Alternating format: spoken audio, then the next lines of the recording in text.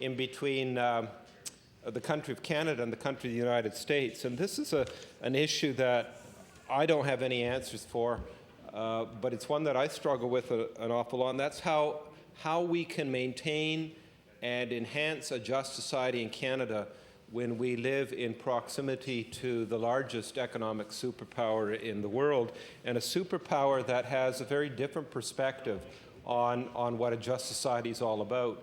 The differential gap between the high and low income people is much higher in the States than it is in Canada, and much higher in Canada than it is in a country such as Norway, which has the advantage of being geographically somewhat removed from the United States. But even more frightening than that, Mr. Speaker, and something that we need to wrestle with because of the fact that our trade is so dependent upon the United States.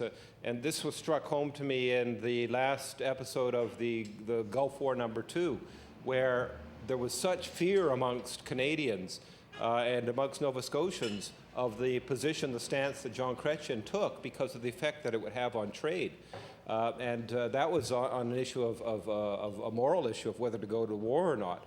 But the influence from the States and the reprimand that was given by the Ambassador Salucci was of such a threat to us because of our dependence economically upon the United States, the fact that, 70% of our trade is with the United States. How can we maintain a just society and yet live in this global economic situation next to the United States where most of our trade goes?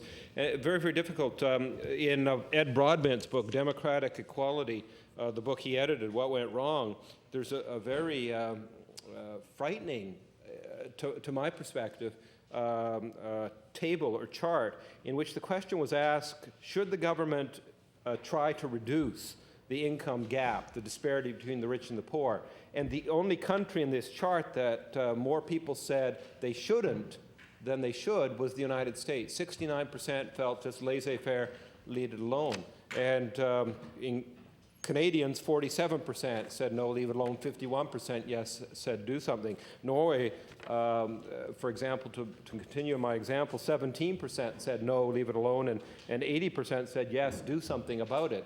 And so living next to the United States is an issue that as Canadians I'm not sure we know how to deal with in ways that will allow us to be good neighbors and yet to maintain a different tenor within our society and to help out those who are less fortunate.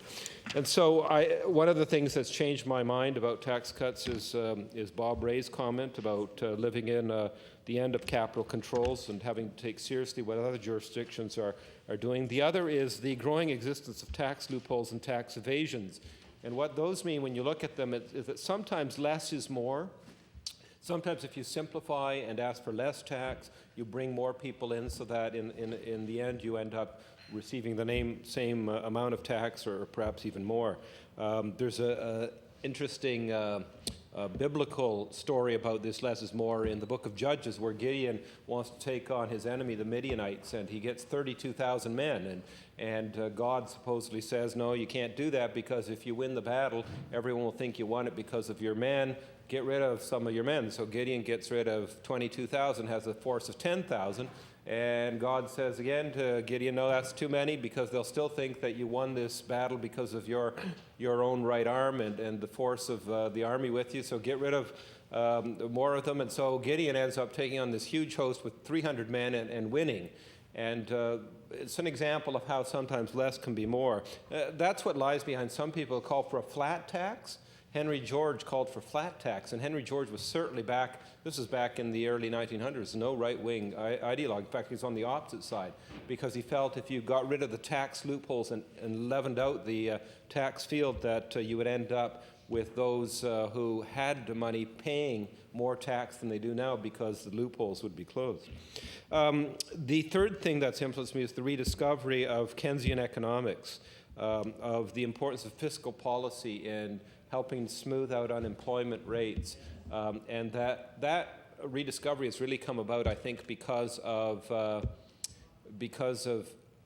the low interest rates, which mean that monetarist policies where you change the interest rate can't really work anymore.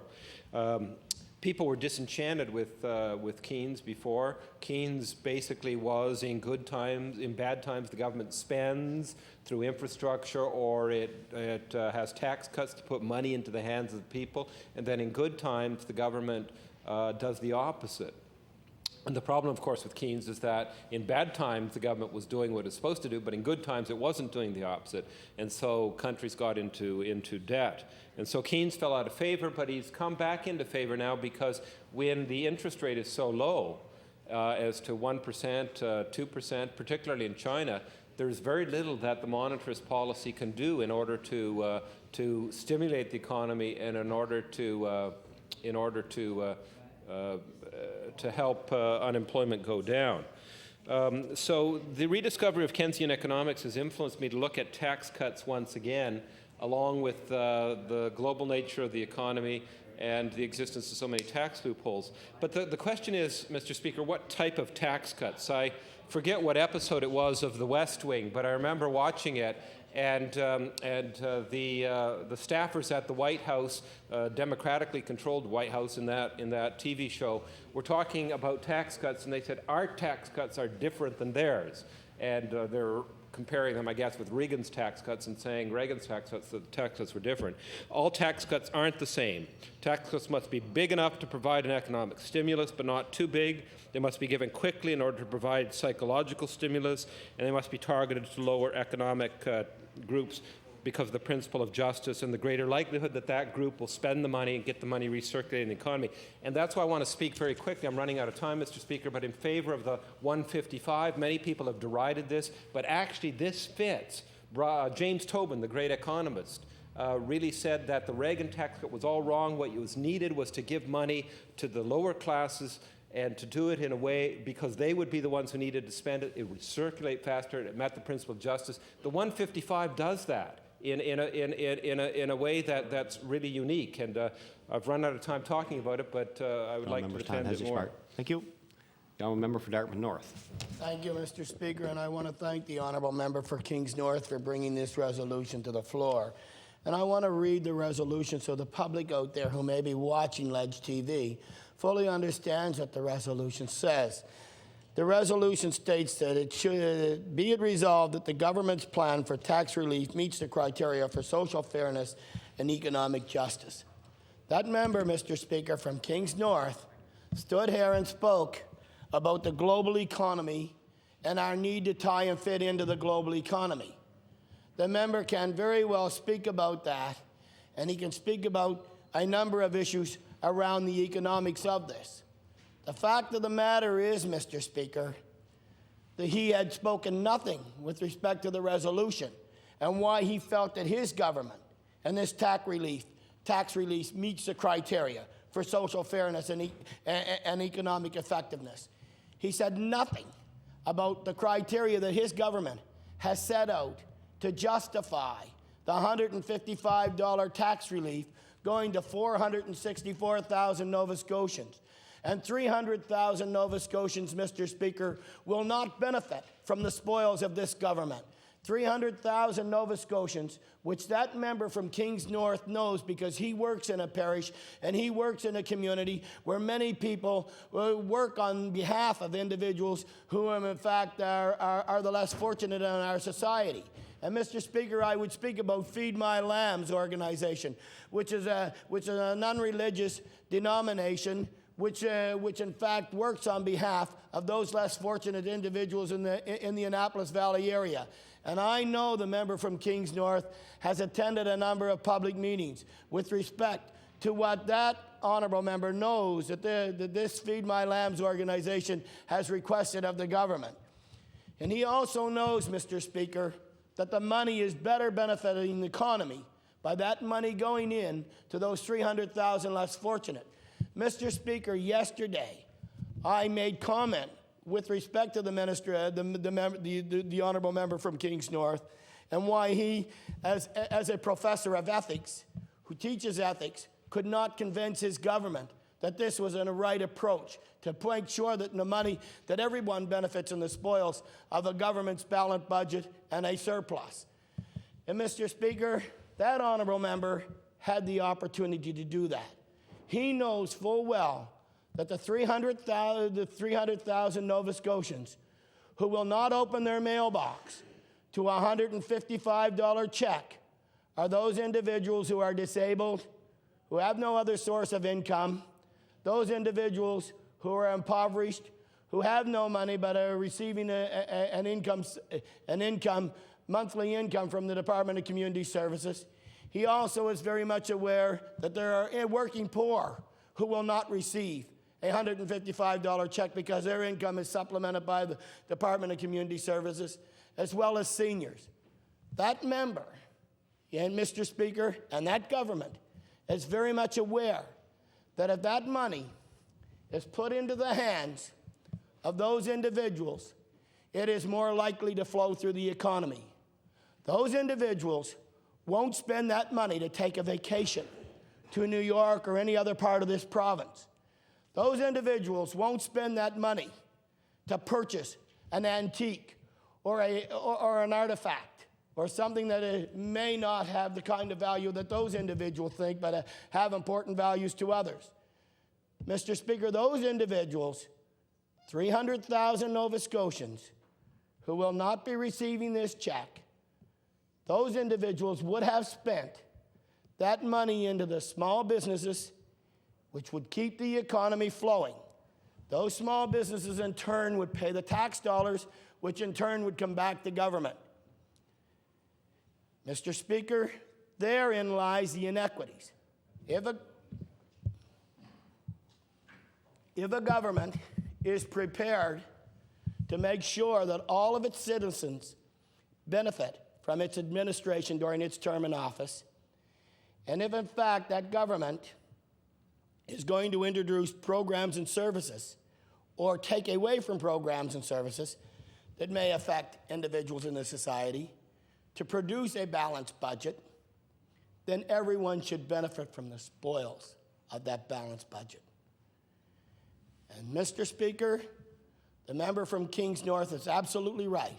There are people out there who will be expecting this check, and rightly so. They might very well deserve that check of $155. And there may very well be a need for some kind of a tax break for those individuals. But what I'm saying, Mr. Speaker, is there is a need for everyone to benefit from the government's advantage to reduce the debt, to balance the budget and create surpluses. It's extremely difficult at times to be before this legislative assembly when you watch or witness what appears to be some inequities. Here, Mr. Speaker, in my opinion, is the greatest inequity because those individuals have suffered more in making sure, and I mean those individuals being the 300,000 Nova Scotians, have paid a greater price for this balancing of the budget than any other Nova Scotians. Those individuals saw the reductions in the services and programs.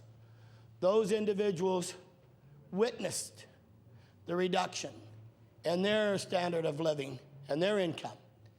And Mr. Speaker, if one can only believe that Stats Canada, and in fact, the report from the National Council of Welfare, which specifically stated during this government's term in office that Nova Scotian children and families living in poverty have become poorer in the last 4 years. Now, those are not my statistics, Mr. Speaker. That's the statistics of Stats Canada. And the National Council of Welfare is an extremely reputable group, which I know that the honourable member of Kings North would not certainly take exception to the data that they have produced with respect to Nova Scotia. Now, the evidence is before us. We can choose not to agree or we can choose to ignore it. But, Mr. Speaker, when you go to your constituency and when the member for Kings North goes to his constituency, the member for Dartmouth East or this member from Dartmouth North, we will meet with advocacy groups and agencies who do the job of government and who do the job quite well. Those advocacy groups and agencies out there will tell you that the government could have very well designed the surplus that it has generated over the last couple of years into a more fairness of social justice and a greater economic balance by providing those individuals in Nova Scotia who could very well need it. I can sit here and I can name some 47 different agencies from who deal with persons with intellectual disabilities. I can deal with probably 128 different agencies and organizations out of the Department of Community Services, all who can speak quite more eloquently than I on the issue of social fairness and economic justice, and all which know the kind of role that it plays with respect to our role in the global economy. All who know full well that if we look south of the border, and because we have to take that track south of the border, the many towns and cities who are now collapsing and going broke in the United States as a result of people not getting wanting to pay their own way and not asking for fairness in property taxes. State governments who have turned around and reduced individual taxes and so on and so forth as a way to go. All of that is crumbling before them, and there are many reports that can identify and pick that out.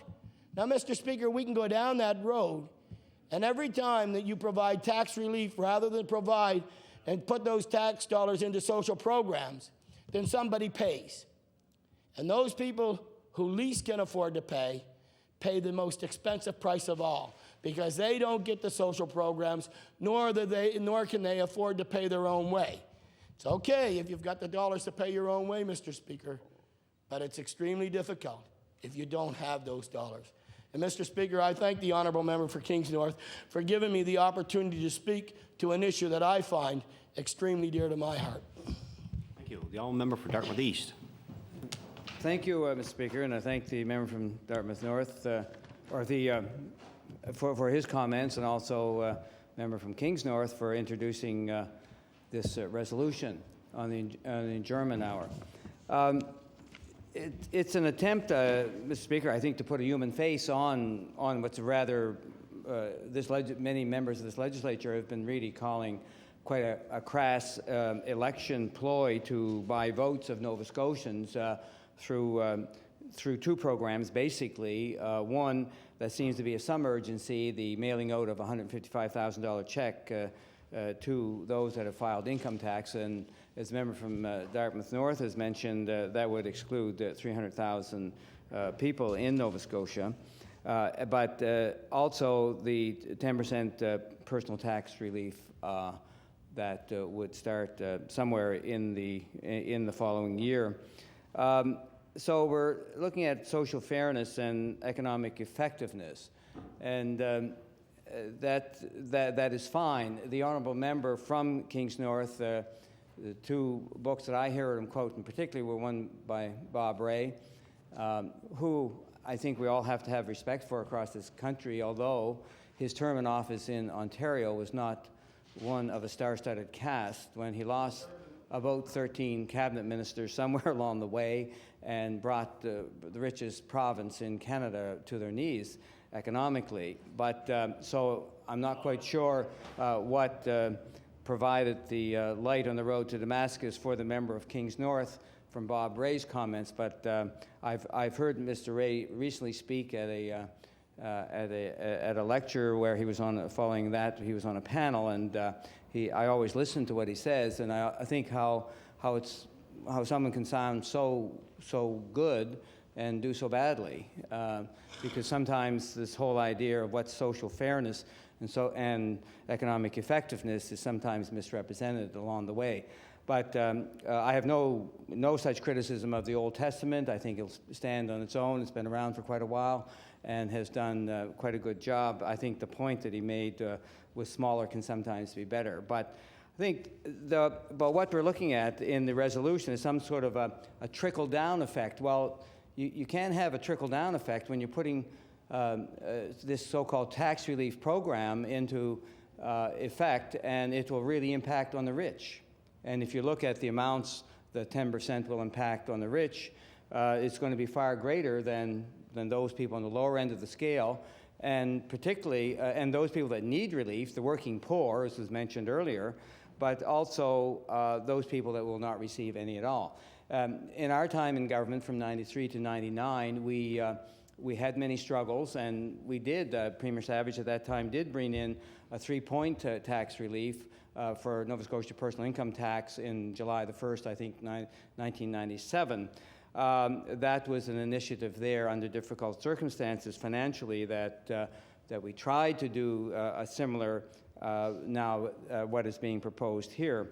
I don't think many Nova Scotians realize that that took place at that time unless their accountant happened to point it out to them at the time of their income tax. But anyway, this sort of somehow social fairness and economic effectiveness coming from these two types of programs I think it's a good attempt, and that's why I compliment the member here this evening for having this on the agenda, because I think it should be debated from that particular point of view. Is it socially fair to borrow money to send out $155 checks, probably just before an election, I would assume, within maybe weeks or days or whatever? While it's commendable, but is that getting to where the tax relief is necessary?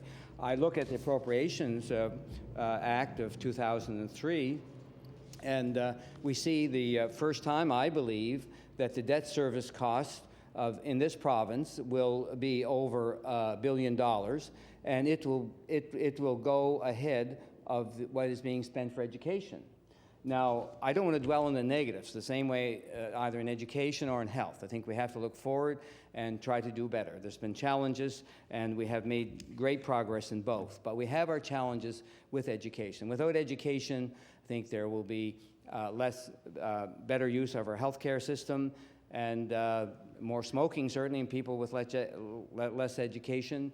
So the whole wellness issues of people being responsible for their own health, this all ties in with a good education program. And when we're suffering there in education, in the programs, either in the achievement tests or standards across this country, and shaping up in comparison to other provinces, or it's just that it lacks the core curriculum and what is not necessarily fringes or frills of music programs, activity, sports programs that are participating in. We know, for instance, in Saskatchewan, there are twice similar, the province with similar population as Nova Scotia. There's twice the number of students involved in sports than what there are in Nova Scotia. So we have great needs, and we don't need to be adding to that debt unnecessarily.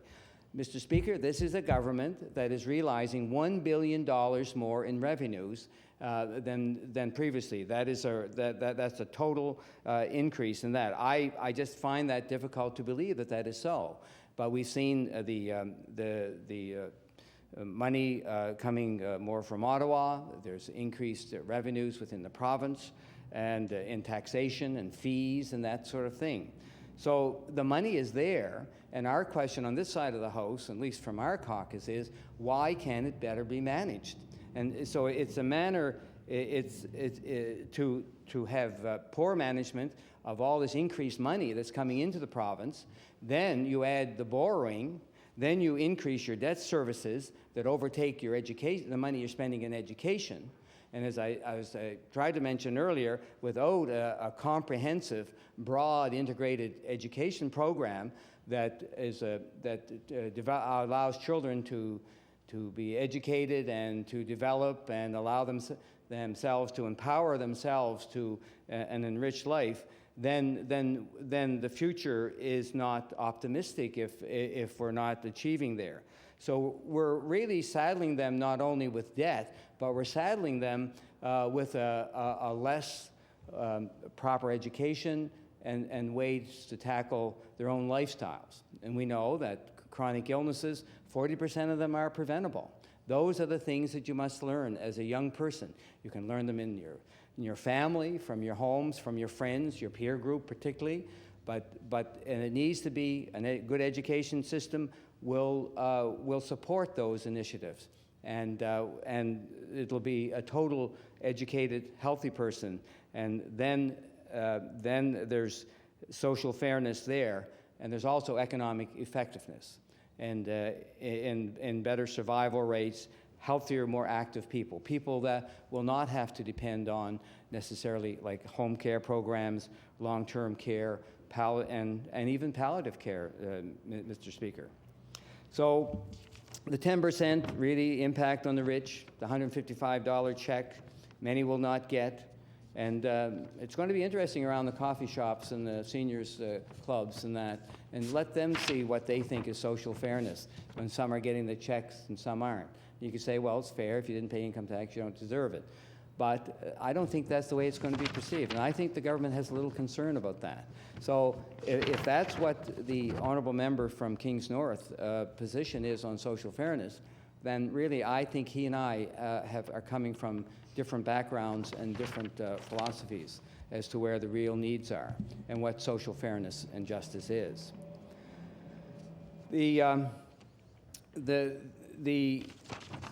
The crux of the matter, I guess, Mr. Speaker, specifically is the issue of borrowing money to give this particular tax relief.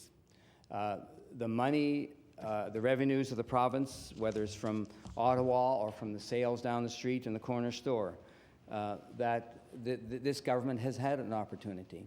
And if they can manage their spending and do an effectively way, I still can't figure out the healthcare system. I happen to be a minister of health for a period of time. I don't know where all that extra money is going in the system. We learned today that we have a hospital across from our most vulnerable people are in that hospital in an isolated community, and they're not going to have medical and psychiatric coverage in particular hours of the day. And that is just, I cannot understand. That is not social fairness, Mr. Speaker, and that's just another example. Thank you. Thank you, time allotted for the debate. I'd like to thank the members for taking part in the debate this evening, and the House is adjourned till noon tomorrow.